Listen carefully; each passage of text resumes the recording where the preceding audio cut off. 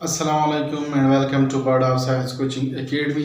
आज हम लाइसोसोम के बारे में पढ़ेंगे कि लाइसोसोम क्या है, उसको किस तरह डिस्कवर किया गया, स्ट्रक्चर किस तरह है और फंक्शन क्या है लाइसोसोम की।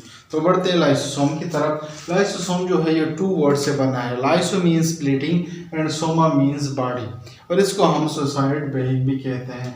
लाइसोसोम जो है सिंगल मेम्ब्रेन बाउंडेड ऑर्गेनेली है और ये स्फीरिकल इन शेप है, और ये कॉमनली मौजूद होता है एनिमल सेल के अंदर, फंजाई सेल के अंदर और प्रोटिस्ट सेल के अंदर, और ये रेयरली मौजूद होता है प्लांट सेल के अंदर।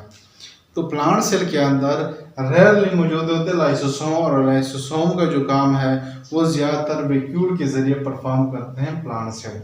डिस्कवरी की तरफ बढ़ते हैं। लाइसोसोम को साइटोलॉजिस्ट और बायोकेमिस्ट डीडो ने 1955 में फर्स्ट टाइम रिपोर्ट किया था। बेसिकली जब वो स्टडी कर रहा था इंसुलिन के एक्शन की लीवर के अंदर, कि लीवर के अंदर इंसुलिन किस तरह काम करता है, तो डिफरेंशियल सेंट्रीफ्यूगेशन के जरिए उनके पास एक एंजाइम आया जिसको हम एसिड फास्फेटेजेस भी कहते हैं, क्योंकि उन्होंने रिपोर्ट किया कि ये एंजाइम जो है ये माइटोकॉन्ड्रिया या दूसरे ऑर्गेनेलीज में ये नहीं पाया जाता जो एसिड फास्फेटेजेस है। तो ये कोई और ऑर्गेनेली है जिसके अंदर एसिड फास्फेटेजेस एंजाइम मौजूद होते हैं। तो ये फर्स्ट टाइम रिपोर्ट किया था डीडो ने 1955 में था। स्ट्रक्चर की अगर हम बात करें तो ये सिंगल मेम्ब्रेन बाउंडेड ऑर्गेनेली है। सिंगल मेम्ब्रेन इसकी होती है लाइसोसोम की, और ये स्फीरिकल इन शेप होती है, ऑलमोस्ट स्फीरिकल शेप में ये मौजूद होता है। इसकी डायमीटर जो है 0.1 से 0.5 माइक्रोमीटर डायमीटर इसकी होती है, और इसके अंदर मुख्तलिफ किस्म के एंजाइम मौजूद होते हैं। मोर देन 50 एंजाइम्स मौजूद होते हैं लाइसोसोम के अंदर, जिसको हम सेलुलर डाइजेस्टिव एंजाइम्स भी हम इसको कहते हैं। जो मुख्तलिफ एंजाइम मौजूद होते हैं लाइसोसोम के अंदर हम उसको सेलुलर डाइजेस्टिव एंजाइम्स कहते हैं, जो कि इम्पॉर्टेंट जो एंजाइम्स हैं जैसे कि एसिड फास्फेटेजेस हैं, सल्फेटेजेस है, प्रोटीएजेस है, न्यूक्लिएजेस है, लाइपेजेस है या ग्लाइकोसिडेजेस है। तो ये मुख्तलिफ एंजाइम्स हैं जो मौजूद होते हैं लाइसोसोम के अंदर। इनके मुख्तलिफ काम है, जैसे कि ग्लाइकोसिडेजेस जो है ये कार्बोहाइड्रेट्स की ब्रेक डाउन करते हैं।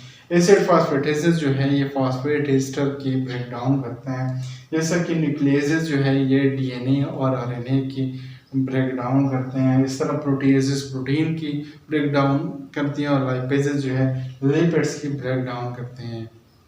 तो इन एंजाइम्स को कंबाइनली हम एसिड हाइड्रोलाइसिस कहते हैं। एसिड हाइड्रोलाइसिस इस तरह कहते हैं क्योंकि यह हाइड्रोलाइसिस करते हैं, लार्जर मॉलिक्यूल को सिंपल और स्मॉलर मॉलिक्यूल में कन्वर्ट करते हैं with the help of water की मौजूदगी में ये सारा अमल होता है। तो इसलिए हम इसको एसिड हाइड्रोलाइसिस कहते हैं। और लाइसोसोम के अंदर ये याद रखें कि पीएच जो है 4.8 ये मेंटेन होती है लाइसोसोम के अंदर। अगर हम स्ट्रक्चर की बात करें तो ये सिंगल मेम्ब्रेन बाउंडेड ऑर्गेनेली है लाइसोसोम, जिसके अंदर मुख्तलिफ किस्म के प्रोटीन्स मौजूद होते हैं इसकी मेम्ब्रेन में। तो 2 टाइप ऑफ प्रोटीन्स मौजूद होते हैं। इसके को हम कहते हैं LAMP और LIMP कहते हैं, लाइसोसोमल एसोसिएटेड मेम्ब्रेन प्रोटीन, जो कि ये मेम्ब्रेन के इंटरनल साइड पे ये मौजूद होते हैं। इनका काम ये होता है एंजाइम के एक्टिव साइड को अगर सबस्ट्रेट अवेलेबल हो तो वो उसको प्रोडक्ट में कन्वर्ट करता है, तो ये उसको सबस्ट्रेट जो है प्रोवाइड नहीं करता। जो LAMP है लाइसोसोमल एसोसिएटेड मेम्ब्रेन प्रोटीन जो है जो अंदर की तरफ मौजूद होती है, तो इसको ये सबस्ट्रेट प्रोवाइड नहीं करते हैं। और दूसरी जो है लाइसोसोमल इंटीग्रल मेम्ब्रेन प्रोटीन जो है ये जो लिपिड फास्फोलिपिड लेयर है इसके अंदर ये लाइसोसोमल इंटीग्रल मेम्ब्रेन प्रोटीन्स मौजूद होते हैं। इसके अलावा जो पीएच जो मेंटेन होती है 4.8 लाइसोसोम के अंदर, वो प्रोटॉन पंप की वजह से ये पॉसिबल होता है। यहाँ पे इस तरह है कि जो प्रोटॉन्स मौजूद होते हैं साइटोप्लाज्म के अंदर, प्रोटॉन्स मौजूद होते हैं, तो ये प्रोटॉन इन प्रोटॉन पंप के जरिए यहाँ पे लाइसोसोम के अंदर आ जाते हैं। तो इस तरह जो पीएच है ये मेंटेन होता है इनसाइड दी लाइसोसोम। तो लाइसोसोम के अंदर जो मुख्तलिफ़ किस्म के एंजाइम होते हैं वो जो मेम्ब्रेन होती है, मेम्ब्रेन के अंदर जो प्रोटीन्स होते हैं मुख्तलिफ लाइसोसोमल एसोसिएटेड मेम्ब्रेन प्रोटीन या लाइसोसोमल इंटीग्रल मेम्ब्रेन प्रोटीन है, ये मुख्तलिफ एंजाइम को रोकते हैं कि वो जो मुख्तलिफ सेलुलर पार्ट्स है उसको वो डिग्रेड ना करे और उसके साथ इन कांटेक्ट ना आए। अगर फॉर्मेशन की बात करें लाइसोसोम की, तो लाइसोसोम की फॉर्मेशन के लिए एंडोप्लाज्मिक रेटिकुलम और गाल्गी बॉडीज जो है ये रिस्पॉन्सिबल है। लाइसोसोमल एंजाइम जो है सबसे पहले उसकी फॉर्मेशन होती है एंडोप्लाज्मिक रेटिकुलम के अंदर। एंडोप्लाज्मिक रेटिकुलम जो रफ एंडोप्लाज्मिक रेटिकुलम होता है उसके ऊपर जो है राइबोसोम्स मौजूद होते हैं और राइबोसोम जो है ये रिस्पॉन्सिबल है प्रोटीन सिंथेसिस के लिए और एंजाइम जो है ये प्रोटीन्स हैं। तो ये प्रोटीन बनाते हैं लाइसोसोमल एंजाइम जिससे बनेंगे फिर तो ये फिजिकल जो है फिजिकल की शक्ल में एंडोप्लाज्मिक रेटिकुलम से गाल्गी बॉडीज में चले जाते हैं। जो प्रोटीन सिंथेसिस हो जाती है तो उसके बाद फिजिकल की शक्ल में वो गाल्गी एपेरेटस के पास चले जाते हैं। और गाल्गी एपेरेटस जैसे कि आपको पता है कि गाल्गी एपेरेटस में मुख्तलिफ जो चीज़ें आती हैं एंडोप्लाज्मिक रेटिकुलम से उसकी प्रोसेसिंग, मॉडिफिकेशन और पैकिंग होती है।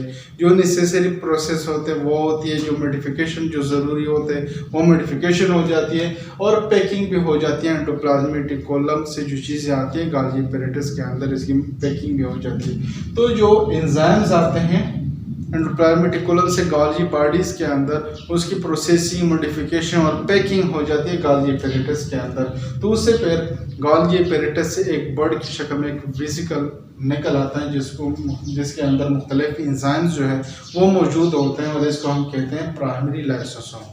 उसको हम कहते हैं प्राइमरी लाइसोसोम। जो सबसे पहले बन जाता है, बर्ड ऑफ हो जाता है गाल्गी एपेरेटस से, उसको हम प्राइमरी लाइसोसोम कहते हैं। जो कि मेम्ब्रेन के अंदर मुख्तलिफ किस्म के एंजाइम्स मौजूद होते हैं, उसको हम कहते हैं प्राइमरी लाइसोसोम। तो सेकेंडरी लाइसोसोम उसको कहते हैं जब यही लाइसोसोम किसी चीज़ की ब्रेकडाउन में इन्वॉल्व हो जाता है तो उसको हम कहते हैं secondary lysosome. Lysosome involve in breakdown किसी भी चीज़ की, लिपिड्स की, प्रोटीन की, जब वो ब्रेकडाउन में इन्वॉल्व हो जाता है तो उसको हम कहते हैं सेकेंडरी लाइसोसोम। फंक्शन जो है लाइसोसोम मुख्तलिफ किस्म के फंक्शन जो है वो परफॉर्म करता है, कुछ का यहाँ पे हम जिक्र करते हैं। जैसे कि सबसे पहले डाइजेशन ऑफ मैक्रोमॉलिक्यूल। मैक्रोमॉलिक्यूल को वो डाइजेस्ट करता है, स्मॉल मॉलिक्यूल्स में हम उसको वो कन्वर्ट कर देता है और इसको हम एंडोसाइटोसिस भी हम इसको अमल को कहते हैं।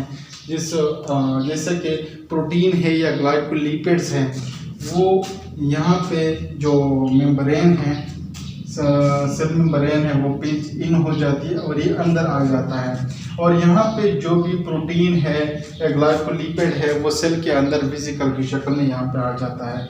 तो उसके साथ जो है इन कांटेक्ट आ जाता है लाइसोसोम।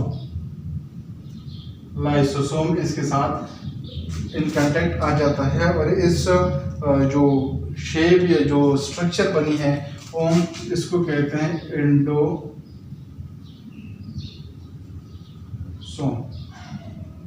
और एंडोसोम बना देते हैं और इसकी डाइजेशन हो जाती है, ब्रेक डाउन हो जाती है प्रोटीन की या ग्लाइकोलिपिड्स की, जिसको हम एंडोसाइटोसिस भी कहते हैं। उसके बाद है पैथोजन डिस्ट्रक्शन। पैथोजन को भी ये डिस्ट्रक्शन पैथोजन की भी करता है, हम इसको फेगोसाइटोसिस भी कहते हैं। फेगोसाइटोसिस और एंडोसाइटोसिस दोनों के दौरान जो है सेल के अंदर चीज़ें आती है बाहर से, लेकिन एंडोसाइटोसिस के अंदर जो स्मॉलर चीज़ें होती है जैसे कि प्रोटीन है, ग्लाइकोलिपिड है वगैरह, और फेगोसाइटोसिस के ज़रिए वायरस है, बैक्टीरिया, इस किस्म की चीज़ें आती है फेगोसाइटोसिस के अंदर। फॉर एग्जांपल ये एक वायरस है तो वायरस जो है ये सेल के अंदर आ जाता है, इसके अंदर आ जाता है और इसके साथ जो है लाइसोसोम इन कांटेक्ट आ जाता है। लाइसोसोम इन कांटेक्ट आ जाता है, फिर इस स्ट्रक्चर को हम फेगोसोम कहते हैं। फेगोसोम स्ट्रक्चर को हम कहते हैं और ये अमल जो है होता है वाइट ब्लड सेल के अंदर या मैक्रोफेजेस के अंदर, ये अमल होता है फेगोसाइटोसिस का। नेक्स्ट जो है ऑटोफेगी है, ये cell eating of cell organelle है। जब सेल के अंदर कुछ ऑर्गेनेलीज बूढ़े हो जाते हैं या अपना फंक्शन प्रॉपर तरीके से परफॉर्म नहीं कर पाते तो वो सेलुलर ऑर्गेनेली की ईटिंग करता है लाइसोसोम, तो इसको हम कहते हैं ऑटोफेगी। तो फॉर एग्जांपल ये माइटोकॉन्ड्रिया है और माइटोकॉन्ड्रिया अपना फंक्शन प्रॉपर तरीके से परफॉर्म नहीं कर पा रही, तो उसके इर्द गिर्द एक लेयर बन जाती है, एक वॉल या मेम्ब्रेन बन जाती है और इसके साथ इन कांटेक्ट आ जाता है लाइसोसोम। लाइसोसोम पहले इसकी ब्रेक डाउन करता है एंजाइम्स के जरिए और इस जो स्ट्रक्चर बनता है यहाँ पर हम इसको कहते हैं ऑटोफेगोसोम। ऑटोफेगोसोम हम इस स्ट्रक्चर को कहते हैं और इसके जरिए जो प्रॉपर फंक्शन नहीं कर पाते जो सेलुलर ऑर्गेनेली, वो उसकी ब्रेक डाउन हो जाती है और फिर से ये रिसाइकल पे होते हैं। ऑटोलाइसिस जो है डिस्ट्रक्शन ऑफ ओन सेल को कहते हैं कि लाइसोसोम के ज़रिए अपने खुद अपने सेल को वो डिस्ट्रॉय कर देते हैं। जैसे कि एक सेल है, इसको बहुत ज़्यादा डैमेज हो गई है, तो वो फिर ऑटोलाइसिस के ज़रिए उसकी डेथ हो जाती है। जो लाइसोसोम के अंदर जो एंजाइम है वो बाहर आ जाते हैं और सेल ऑर्गेनेलीज वगैरह सब की ब्रेक डाउन कर देता है। तो ऑटोलाइसिस के ज़रिए सेल अपने आप की डिस्ट्रक्शन करता है। जैसे कि फ्रॉग टेल के अंदर ये देखने को मिलेगा आपको, यूट्रस साइज चेंज, फीमेल के अंदर यूट्रस का साइज जो चेंज होता है वो भी इसी तरीके से होता है। या जो डेड बॉडीज़ होती है वो उसकी डिकम्पोजिशन भी ऑटोलाइसिस के ज़रिए होती है। जो सेल्स होते हैं वो ऑटोलाइसिस के ज़रिए उसकी ब्रेक डाउन होती है, डिकम्पोजिशन उसकी होती है। इसके अलावा एक्स्ट्रा सेलुलर डाइजेशन भी लाइसोसोम की वजह से होती है। सेल से बाहर भी डाइजेशन, जिसको हम एक्सोसाइटोसिस भी हम इसको कहते हैं। तो जैसे कि ओस्टियोक्लास्ट जो है वो बोन एरोजन में इसका काम है, या फर्टिलाइजेशन के अंदर जो एक्रोसोम है, जैसे कि स्पर्म है, तो यहाँ पे जो जेनेटिक मटेरियल होता है और इसका जो हेड है यहाँ पे एक्रोसोम मौजूद होता है जो कि लाइसोसोम का ही पार्ट है। तो जो एग वॉल है इसको यही एक्रोसोम जो है वो यहाँ पे डिग्रेड कर देता है और जो जेनेटिक मटेरियल है वो ट्रांसफ़र हो जाता है एक सेल के अंदर। तो फर्टिलाइजेशन के अंदर भी लाइसोसोम का काम है। या वाउंड हीलिंग है, अगर ज़ख्मी कोई पार्ट जो है ज़ख्मी हो गई या वाउंड बन गया है तो माइक्रोफेजेस जो है लाइसोसोमल एंजाइम को एक्सोसाइटोसिस या एक्स्ट्रा सेलुलर पार्ट में वो रिलीज़ कर देते हैं वो एंजाइम्स। तो जो एक्स्ट्रा सेलुलर मैट्रिक्स कंपोनेंट है उसको वो डाइजेस्ट कर देते हैं और ये रिपेयर में हेल्प करते हैं। उम्मीद है आप लोगों को इसकी समझ आ गई होगी। कोई क्वेश्चन हो तो कमेंट सेक्शन में पूछ सकते हैं। Thank you.